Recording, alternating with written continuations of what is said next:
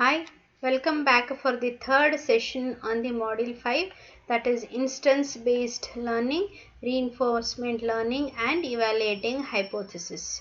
So this is a machine learning subject as a part of the 7th semester subject. Let's quickly check the contents that we want to check. This module is actually made up of three chapters, that is instance based learning, reinforcement learning and evaluating the hypothesis.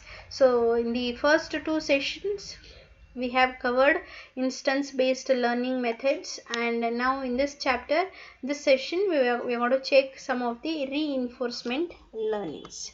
So as a table of the contents, as the topics for today's session, that is the introduction we want to take, and some of the example we'll check it, and the reinforcement learning problem and their characteristics, and the last one is the learning task.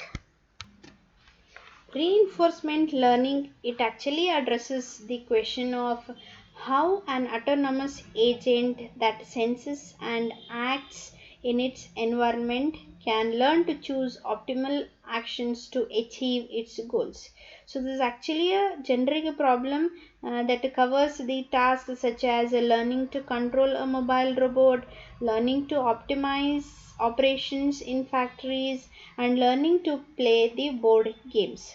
Each time what the agent does is it performs an action in its environment. A trainer may provide a reward or a penalty to indicate the desirability of the resulting state. As an example, consider when training an agent to play a game, the trainer might provide a positive reward when the game is won, negative reward when it is lost, and there might be zero rewards in all other states. The task of the agent is to learn from this indirect delayed reward, or to choose a sequence of actions that produce the greatest cumulative reward. So this session actually it focuses mainly on the algorithm, one of the important or the widely used algorithm in case of reinforcement learning. It is called as the Q learning. This can acquire optimal control strategies from the delayed rewards even when the agent has the no prior knowledge of the effects of its actions on the environment. Reinforcement learning algorithms, they are related to dynamic programming algorithms which are frequently used for solving the such optimization problems. Okay, so for this let's consider one learning robot. Okay, the robot or agent, it has a set of sensor to be observed, okay, to observe the state of its environment, and there are some set of actions which it can perform to alter this state. As an example, for example, a mobile robot may have sensors such as a camera, sonars, and actions such as move forward and turn. Now in this case, so its task is to learn a control strategy or policy for choosing actions that achieve its goals. For example, the robot may have a goal of docking onto its battery charger whenever its battery is low.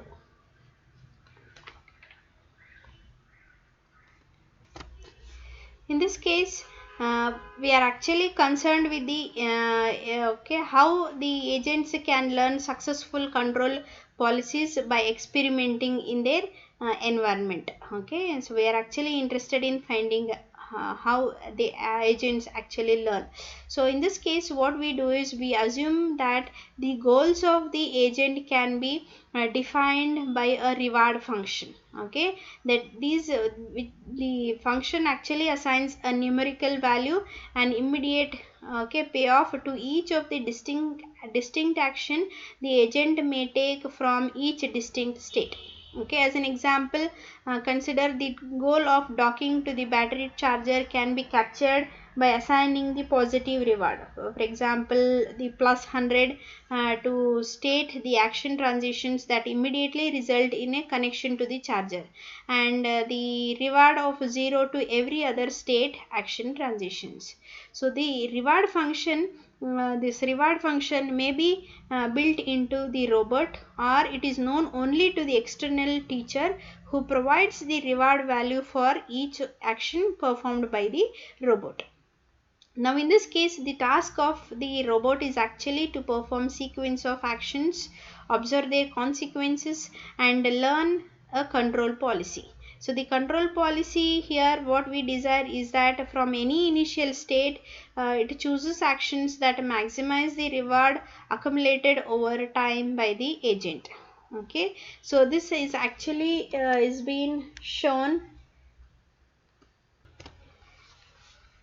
Okay, if you look at the diagram in this case, the problem of learning a control policy to maximize cumulative reward is very general and covers many problems beyond robot learning tasks. So in such case, or in general, the problem is one of learning to control sequential processes.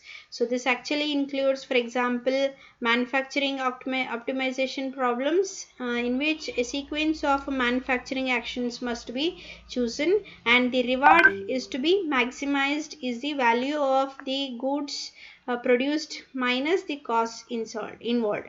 It actually includes the sequential scheduling problems, such as choosing which axis to send for passengers in a large city, where the reward in this case is to be maximized is a function of the wait time of passengers and the total fuel costs of a taxi fleet. Okay, so or we can say that in general we are interested in any type of agent that must learn to choose actions that alter the state of its environment, and where a cumulative reward function is used in order to define the quality of any given action sequence. Okay, so if you look at this the diagram in this case, an agent is actually interacting with its environment. Okay, the state, reward, and the action. Okay, the some of there are some possible set of states have been defined: S0, S1, S2, and so on. Actually the goal is is to learn to choose actions that, okay, they maximize the state. Okay, so in this case, it can perform any set of possible actions A. Okay, each time it performs an action AT in some state ST, the agent receives a real valued reward RT that indicates that the immediate value of this state action transition. This actually produces a sequence of states, that is SI, and actions AI, and immediate rewards are I. If you see here, S0 is a state, A is an action, R is actually the reward. For any state, it performs some action and it receives the reward here. So in this case, the agent's task is to learn learn a control policy that is being defined as pi s tends to A, which maximizes the expected sum of these rewards with the future rewards discounted exponentially by their delay. So this is the diagram that we have. Okay, so but the problem of learning to control the problem of learning a control policy to choose actions is actually similar in some respect to the function approximation problems that we have seen in the previous modules. The target function to be learned in such a case is a control policy, that is pi s, okay, given as s tends to A, that outputs an appropriate action A from the set A given the current state S from the set S. Okay, however, so this the reinforcement learning problem, it differs from other function approximation tasks in several important respects. For example, if you take up in case of delayed reward. In delayed reward, the task of the agent in this case is to learn a target function pi that maps from the current state S to the optimal action, which is given as A equals to pi of S. Okay, and if you remember in earlier modules and all, we have always assumed that when learning some target function, for example such as in this case pi, each training example would be a pair of the form, that is s comma pi of s. So in reinforcement learning, however, the training information is not available in this form. Okay, instead the trainer provides only a sequence of immediate reward values as the agent executes its sequence of the actions. So therefore, the agent faces the problem of temporal credit assignment, which is nothing but determining which of the actions in its sequence are to be credited with producing the eventual rewards. Okay, it is one of the important aspect in case of the reinforcement learning. The second one is the exploration. In case of this reinforcement learning, the agent influences the distribution of the training examples by the action sequence it chooses. This actually raises the question of which experimentation strategy produces the most effective learning.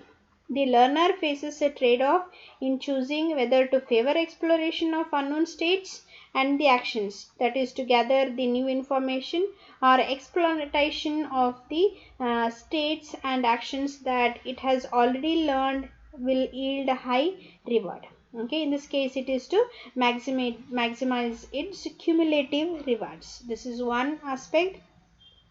Third one is partially observable states. Although it is convenient to assume that the agent's sensors can they actually perceive the entire state of the environment at each time step. Okay, in many practical situations, sensors provide they'll not provide complete information. They actually provide the partial information. For example, assume that a robot with a forward pointing camera cannot actually see what is there in the behind.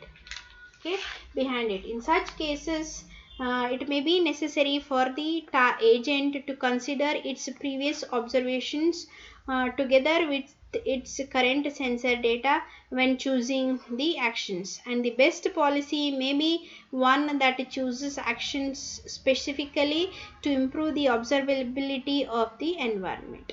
Okay, this is one. And the fourth aspect is that it is a lifelong learning. Okay, because these are not fixed. Okay, unlike the isolated function approximation tasks, the robot learning often requires that the robot learn several related tasks within the same environment using the same sensors. For example, if you have a mobile robot, it may need to learn how to dock on its battery charger, or how to navigate through narrow corridors, and how to pick up output from laser printers. So this setting actually raises the possibility of using previously obtained experience or knowledge to reduce the sample complexity when actually learning the new tasks. Okay, so this is on the introduction of the reinforcement learning. Okay, now let's check how the task will be. Okay, the learning task. So for that one, the application has been taken, that is the Markov decision process. Okay, so this is MDV. Okay, this is nothing but it is the agent that can perceive a set S of distinct states of its environment and has a set A of actions that it can perform. So at each discrete time step t, the agent senses the current state st and it chooses the current action at and performs it. So, okay, try to understand it. There is a discrete time step t. At each discrete time step t, the agent senses the current state st and chooses a current action at and then it performs it. The environment responds by giving the agent a reward. Okay, after the action is performed, the environment responds to the agent by giving a reward, that is rt equals to r of st comma at, and by producing the succeeding state we denote it as st plus 1, which is given as delta of st comma at. Okay, and in an MDP the functions, that is delta of st comma at and r of st comma at, Okay, they depend only on the current state and the action, and not on the earlier states or the actions. They do not consider the previous actions, they depend mainly on the current actions. Okay, so the now in this case, when you have this scenario, the learning task is that the for the agent is to learn a policy. Okay, we denote it using pi s tends to a for selecting its next action at based on the current observed state st, that is pi of st equals to at. Okay, now when we have this, how shall we specify precisely which policy pi we would like the agent to learn? Okay, one obvious approach or the solution is to require the policy that produces the greatest possible cumulative reward for the robot over the time. Okay, to state this requirement, so we define the cumulative value, that is v pi of st achieved by following an arbitrary policy pi from an arbitrary initial state st, which is as follows. Okay, so we write the function here, v pi of st is almost equivalent to rt plus gamma of rt plus 1 plus gamma square of rt plus 2 and so on. Then we take the summation here. Okay, so now in this case the sequence of rewards, that is rt plus I, is generated by beginning at state st and by repeatedly using the policy pi to select the actions which have been described just now. Okay, now here the 0 is less than or equal to gamma is less than or equal to 1 is a constant that determines the relative value of the delayed versus the immediate rewards. Okay, and the quantity v pi of s, okay, which can we actually call it as the discontinued cumulative reward, and it is being achieved okay, by the policy pi from the initial state s, and it is reasonable to discount future rewards relative to immediate rewards, because what happens here is in many of the cases we prefer to obtain the reward sooner rather than the later. Okay, however the definitions of the total rewards have also been explored. For example, finite horizon reward considers the undiscounted sum of rewards over a finite number of h of steps. Okay, and now what we do is we are now after defining this, okay, we are now in a position to state precisely the agent's learning task. So what we require is that an agent learn a policy pi that maximizes v pi of s for all states s. So we will call such a policy an optimal policy here. Okay, and this is being denoted as pi square, which is equivalent to argmax of v pi of s for every s. Okay, so now for every s. Okay, to illustrate this, let's consider one simple example here. Okay, the 6 grid squares. Okay, so 6 grid 1 2 3 4 5 and 6.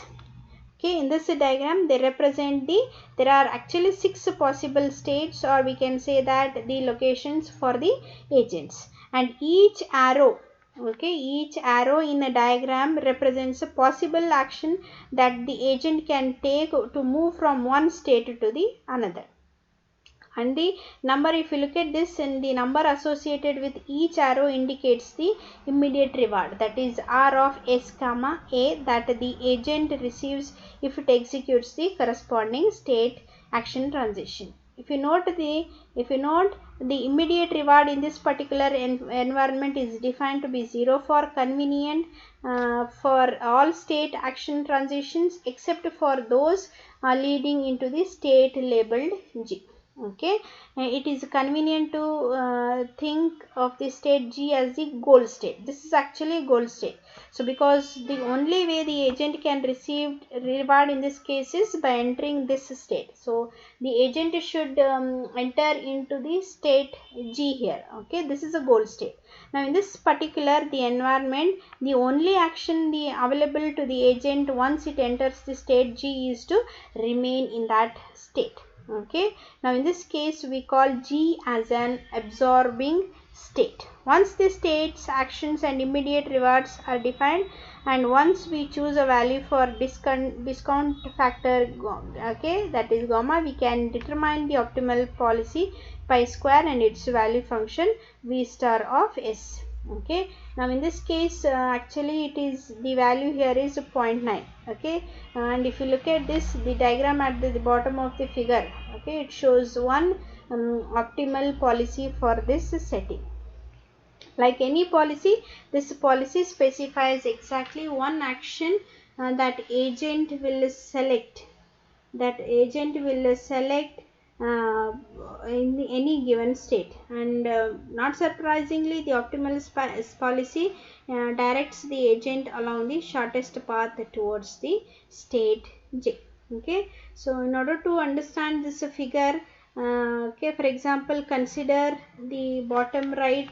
Okay, the state in the diagram, the value of for the V star in this case, let's it is assume 100.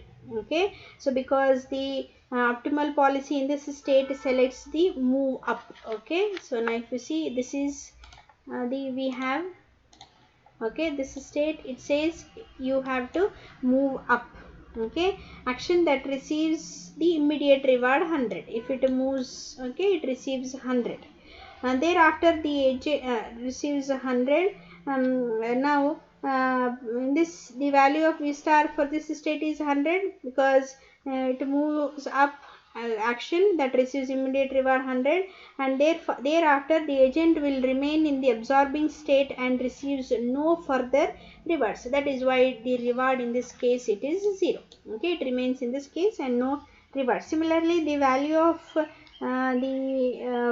V star for the bottom center is 90. Okay, this is because the optimal policy will move the agent from this state to the right.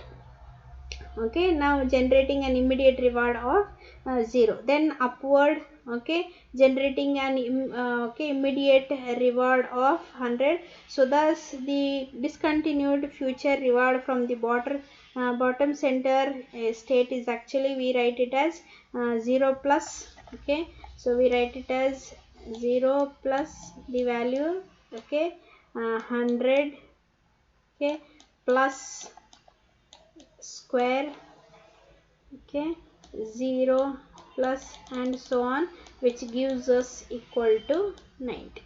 Okay, so and if you try to recall, V star is actually, it is defined to be the sum of discontinued, okay, discounted future rewards over the infinite future. Okay, so this is one of the example of the how the learning happens in case of the task involved in the reinforcement learning. So remaining topics let's check in the next fourth session. Thank you.